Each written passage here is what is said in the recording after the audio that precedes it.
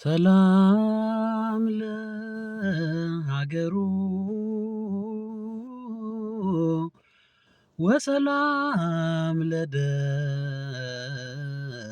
ወሰላም ለመቃብሩ ገብረ መንፈስ ቅዱስ አቡየ ለእግዚአብሔር ፍቁሩ ደመናት አንኰርኰሩ አዕዋፈ ሰማይ ዘመሩ በጊዜ ሞትከ መላእክት አንከሩ።